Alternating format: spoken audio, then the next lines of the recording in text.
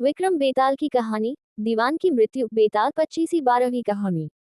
कई असफलताओं के बाद राजा विक्रमादित्य ने एक बार फिर बेताल को योगी के पास ले जाने की कोशिश में अपनी पीठ कर लादा और चल पड़े। रास्ता काटने के लिए बेताल ने फिर से राजा को एक नई कहानी सुनानी शुरू की। बहुत पुरानी बात है। यशकेतु नाम के राजा पुण्यपुर नामक राज्य में राज करते थे।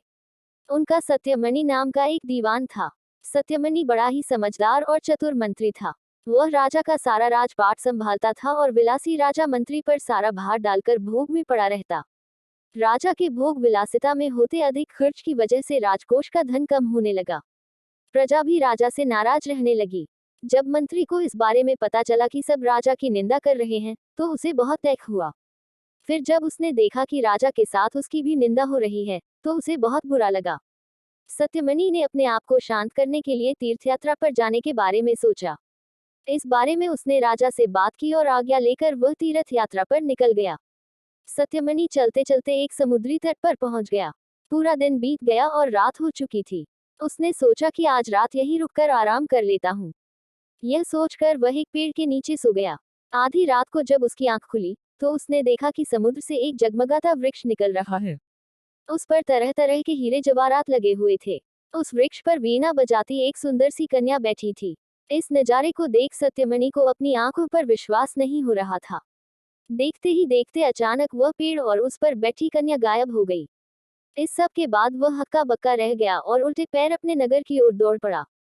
जब वह राज्य पहुंचा, तो उसने देखा कि उसकी अनुपस्थिति की वजह से राजा के सारे लोग छूट गए हैं।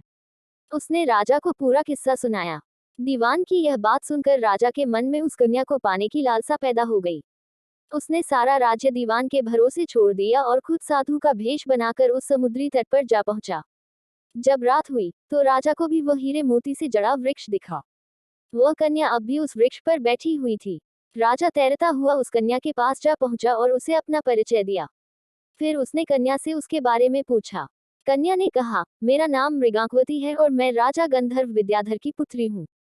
फिर राजा ने उसके सामने विवाह का प्रस्ताव रखा और कन्या ने कहा, आप जैसे महान राजा की रानी बनकर मेरा जीवन सफल हो जाएगा राजन, लेकिन मेरी एक शर्त है। मैं हर कृष्ण पक्ष और शुक्ल पक्ष की चतुर्दशी और अष्टमी को एक राक्षस के पास जाती हूँ, जो मुझे निगल लेता है। आपको उस राक्षस को खत्म करना होगा। राजा यशकेतु ने तुरंत यह शर्त मान ली। इसके बाद शुक्ल पक्ष की चतुर्दशी आई, तो मृगांकवती रात को बाहर निकली। उसके साथ राजा भी गया और छिपकर उस राक्षस का इंतजार करने लगा। कुछ देर बाद राक्षस वहां आया और कन्या को निगल गया। यह देखकर राजा ने राक्षस पर हमला किया और अपनी तलवार से उसका पेट चीरकर मृगांकवती को जीवित बाहर निकाल लिया। इसके बाद राजा ने उससे पूछा कि यह सब क्या है। इस पर मृगांकवती ने उत्तर दिया कि मैं हर अष्टमी और चतुर्दशी के दिन यहाँ शिव पूजा करने आती हूँ और जब तक मैं घर नहीं लौटती मेरे पिता मेरे बिना कभी भोजन करते। एक बार मुझे घर पहुँचने में देर हो गई और पिताजी को अधिक देर तक भूखा रहना पड़ा। जब मैं घर लौटी तो वह बहुत गुस्सा थे और उन्होंने मुझे श्राप दे दिया कि जब भी मैं चतुर्दशी के दिन पूजा करने जाएंगी, तो एक राक्षस मुझे निगल लेगा। फिर मैं उसका पेट चीरकर बाहर निकल आया करूंगी। जब मैंने उनसे श्राप से मुक्त करने की विनती की, तो उन्होंने कहा कि जब पुण्यपुर के राजा मुझसे विवाह करने के लिए उस राक्षस का वध करेंगे, तो मैं श्राप मुक्त हो जाऊंगी। कन्या के श्राप मुक्त होने के बाद राजा उसे अपने साथ अपने राज्य ले आए और धूमधाम से उसके साथ शादी की। इसके बाद राजा ने दीवान को सारी कहानी सुनाई और यह सब सुनकर दीवान की मृत्यु हो गई। इतना कहकर बेताल ने राजा विक्रम से पूछा, हे राजन, अब तुम यह बताओ कि यह सब सुनकर दीवान की मृत्यु क्यों हुई थी। विक्रम ने कहा, दीवान की मृत्यु इसलिए हुई क्योंकि उसने सोचा कि राजा फिर स्त्री के लोभ में पड़ गया और उसके भोग विलास के कारण राज्य की दशा फिर से खराब हो जाएगी। उस कन्या के बारे में राजा को न बताना ही बेहतर था। राजा विक्रम ने जैसे ही उत्तर दिया, बेताल फिर से पेड़ की ओर उड़ चला और जाकर उस पर उल्टा लटक गया। वहीं राजा विक्रमादित्य एक बार फिर बेताल को पकड़ने उसके पीछे दौड़ पड़े।